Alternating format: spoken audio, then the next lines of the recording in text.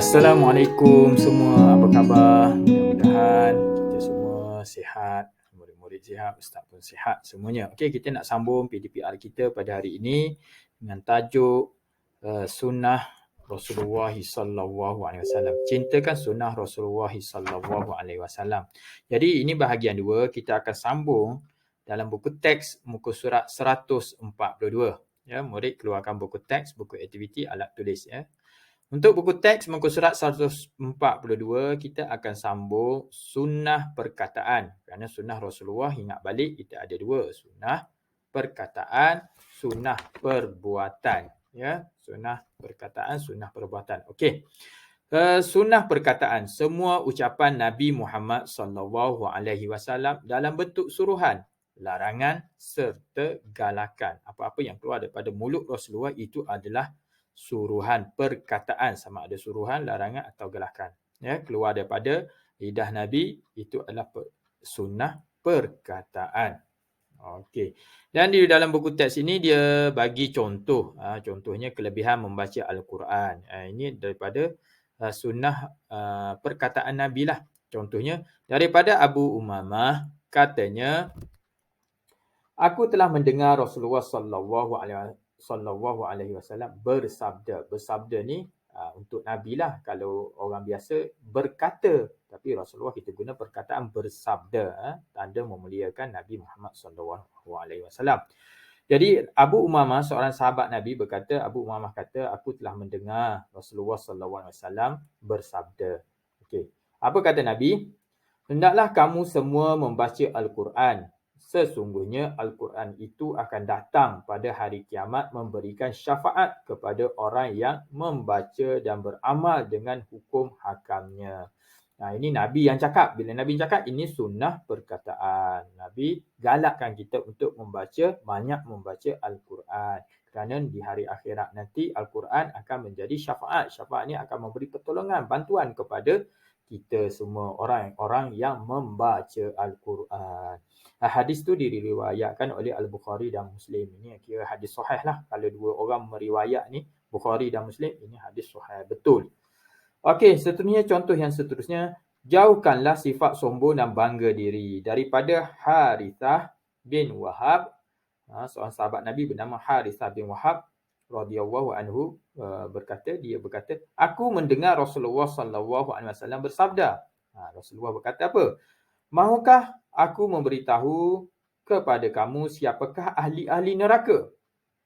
Mereka itu ialah orang yang keras kepala, sombong, suka mengumpul harta tetapi tidak suka membelanjakannya untuk kebaikan. Nabi kata, siapa ahli neraka? Nabi nak tanya sahabat, mahukah kamu aku bagi tahu kepada kamu siapakah ahli neraka?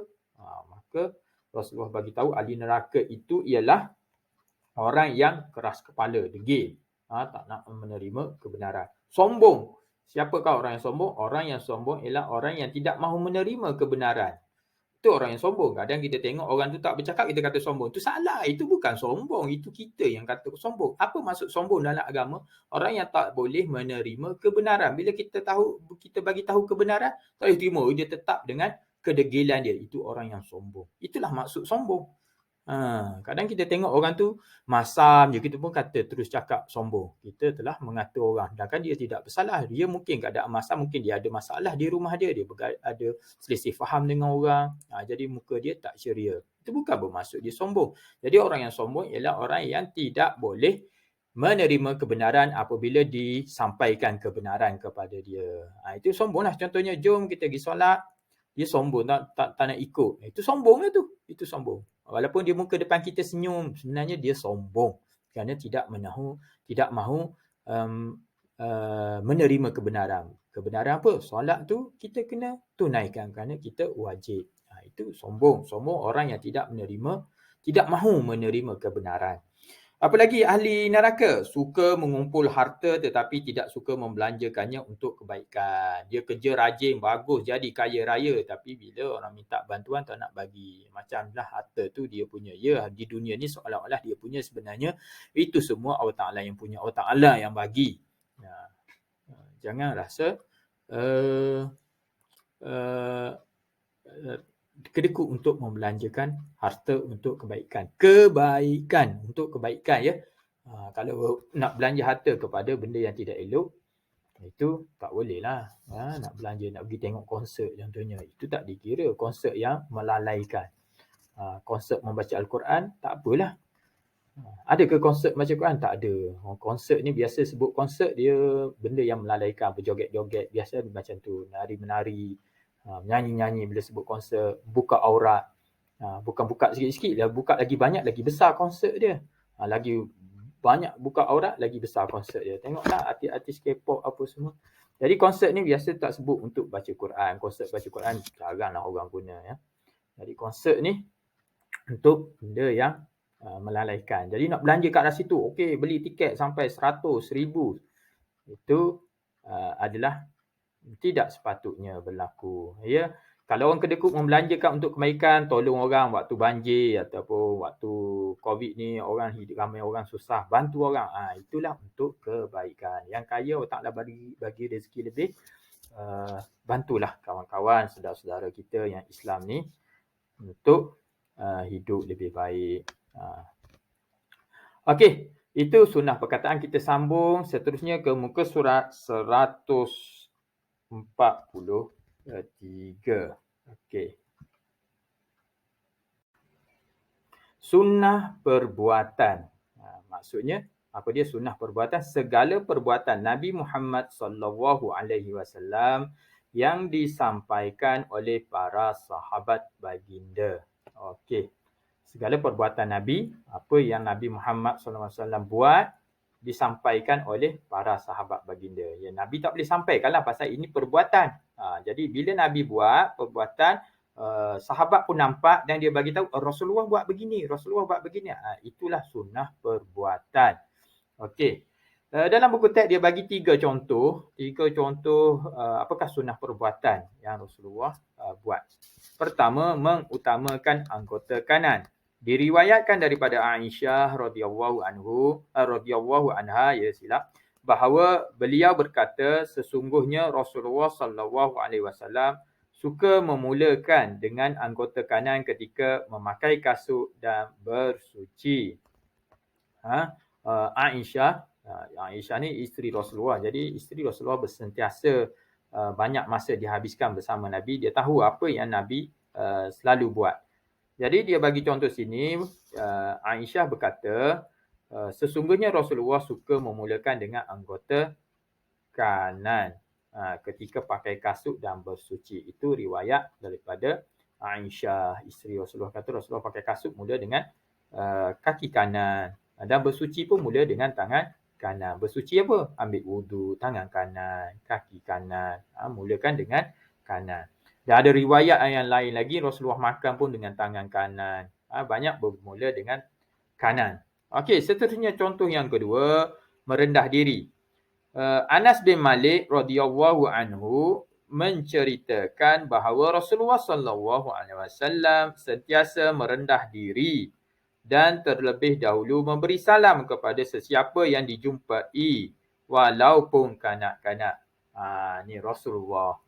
Rasulullah selalu memberi salam, mendahului memberi salam. Tak kira lah kanak-kanak ke, orang dewasa ke, orang tua ke, orang muda, Rasulullah akan bila berjumpa Rasulullah orang yang pertama yang bagi salam. Itu merendah diri tu. Kadang-kadang kita ni tak bagi salam. Jumpa kadang orang kenamaan, orang kaya ke, orang miskin ke, kita kena amalkanlah. Merendah diri. Bagi salam dulu pada orang, tanda kita menghormati orang. Okey, nombor 3. Contohnya menggosok gigi. Diriwayatkan daripada Huzaifah radhiyallahu anhu, sahabat Nabi bernama Huzaifah, bahawa beliau berkata, Rasulullah sallallahu alaihi wasallam apabila bangun daripada tidur, baginda menggosok giginya dengan menggunakan siwak atau kayu sugi. Okey, Rasulullah bangun pagi gosok gigi. Jadi kita pun ikutlah sunnah Nabi, gosok gigi. Jangan bangun pagi, lepas tu makan, minum pun masih lagi tak gosok gigi. Lepas tu mandi, pergi sekolah pun tak gosok gigi. Nampaklah gigi yang tidak elok. Yang tidak elok, kita tidak mencontohi Nabi. Nabi ni seorang yang menjaga kebersihan, bersih. Rasulullah ni seorang yang pembersih, ya, gosok gigi. Cuma pada zaman Nabi dulu, Nabi dan sahabat-sahabat menggunakan kayu sugi. Kalau guna kayu sugi pun boleh, kalau kita guna berus gigi pun boleh. Yang penting gosok gigi. Okey. Itu antara contoh sunnah perbuatan. Banyak lagi lah. Banyak lagi sunnah-sunnah perbuatan yang Rasulullah buat. Tapi kita kena rajin membaca lah. Rajin membaca baru kita tahu apa lagi sunnah-sunnah yang Nabi buat. Okey.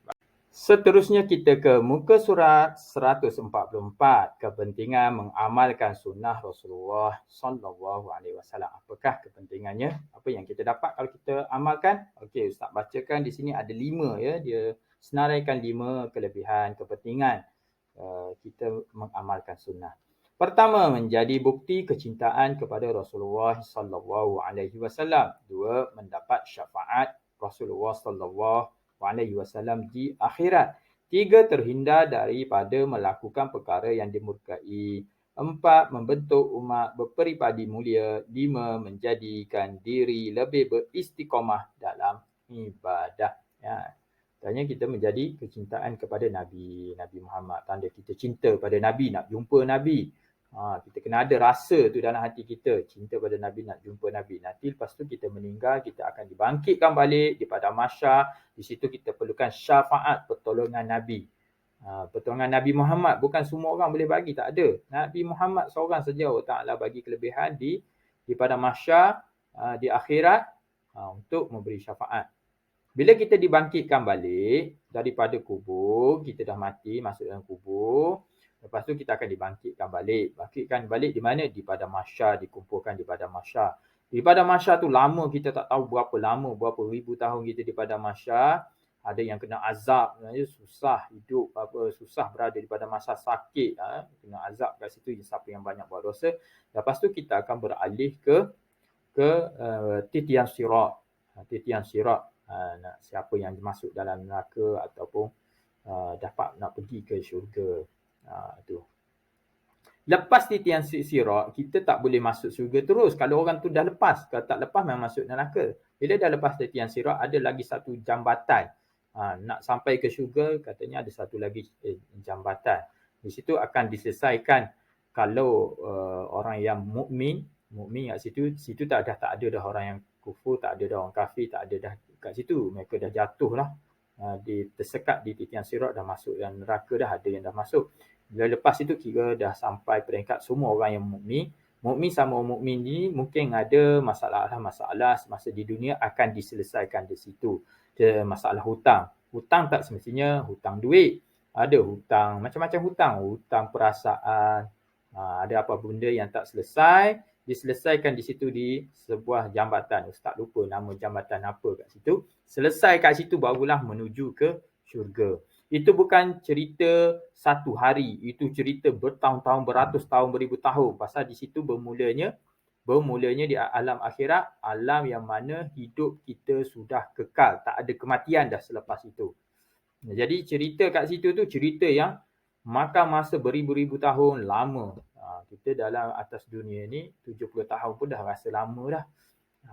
Itu lebih lama lagi pasal kita dah memulakan hidup yang tak ada kematian.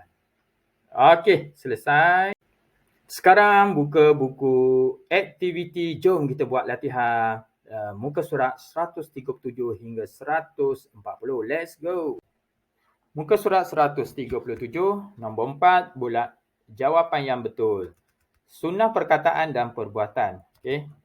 Nombor 1, Nabi Muhammad SAW menyuruh untuk menjauhi sifat sombong dan apa? A, bangga diri, B, baik hati, C, merendah diri. Okey, sudah pasti Ustaz rasa murid dah tahu jawapannya. Tak perlu Ustaz bagi tahu.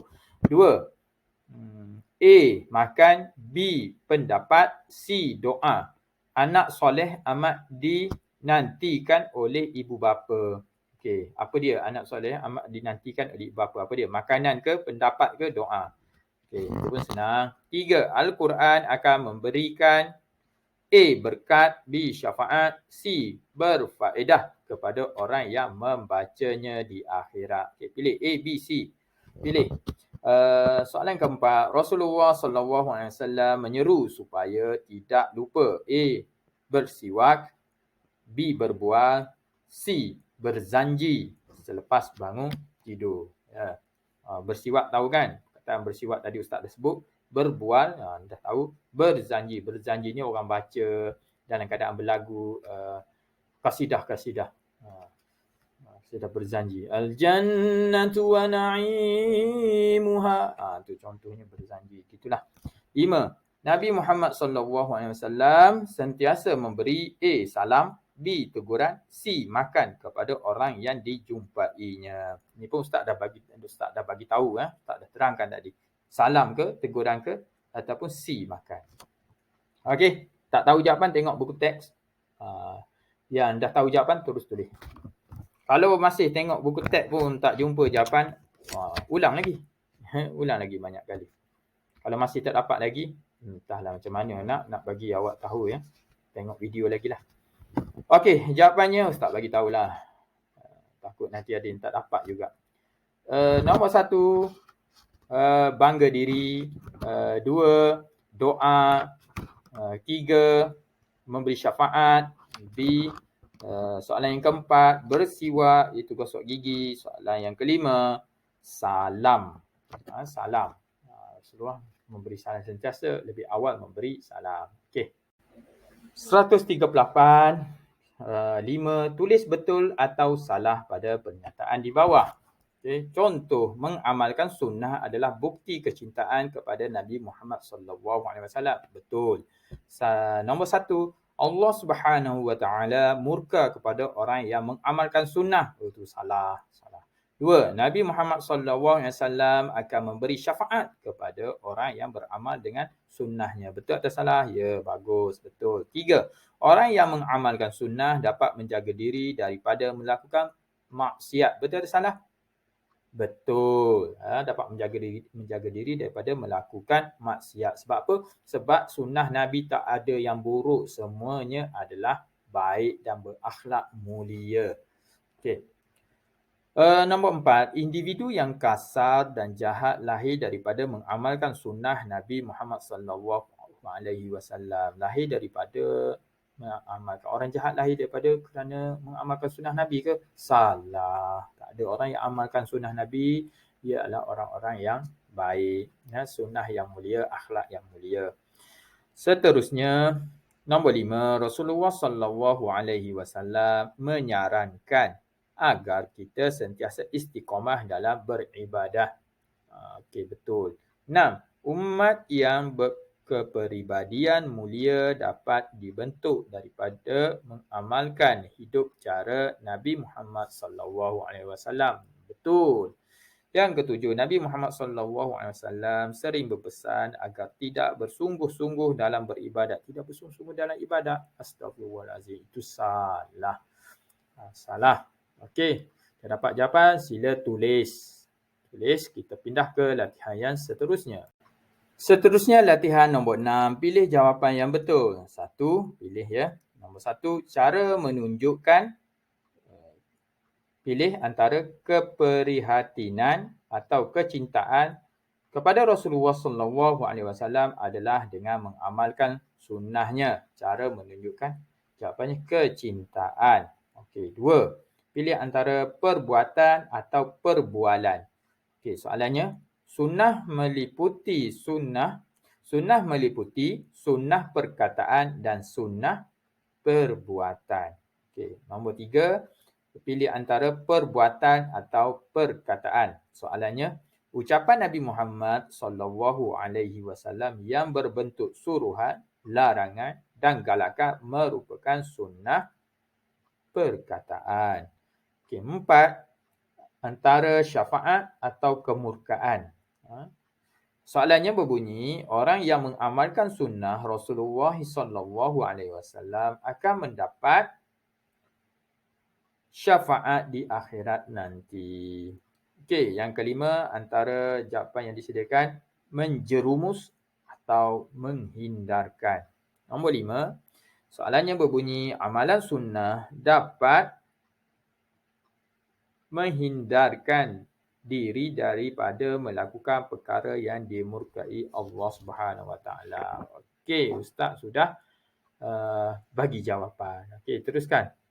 Tanda dan tulis. Okey, latihan yang terakhir, nombor 7, tandakan right pada ruang yang disediakan. Ya, saya mahu mengamalkan sunnah Nabi Muhammad SAW dalam kehidupan harian. Ini untuk kita lah, checklist kita buat atau tidak. Ini tak perlu tipu, masing-masing punya jawapan. Contoh berdoa selepas bangun tidur, kita buat ni kadang-kadang ke, selalu, pernah atau tidak pernah. Tanda bahagian mana? Kadang-kadang, selalu, pernah atau tidak pernah. Ada 4 kat situ. Okey, nombor 1, bersiwak selepas bangun tidur. Gosok gigi ataupun gosok gigi selepas bangun tidur. Kadang-kadang ke, selalu ke, pernah ke, tidak pernah. Okey, tanda. Kalau selalu, tanda right di tempat selalu. Kalau tidak pernah, apa nak buat? Kalau tidak pernah gosok gigi, pergilah gosok gigi sekarang. Lepas tu tanda, pernah gosok gigi. Tak logik lah, tak pernah gosok gigi sejak daripada lahir sampai sekarang darjah 3 ya, tak logik lah. Kalau ada tu, cepat-cepat pergi gosok gigi. Catat sejarah.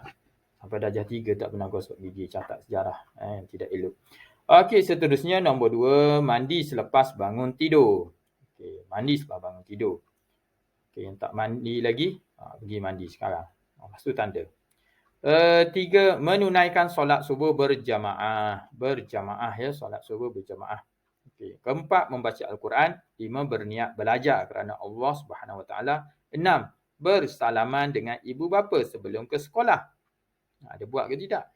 7, menjaga kebersihan. 8, bercakap perkara-perkara baik.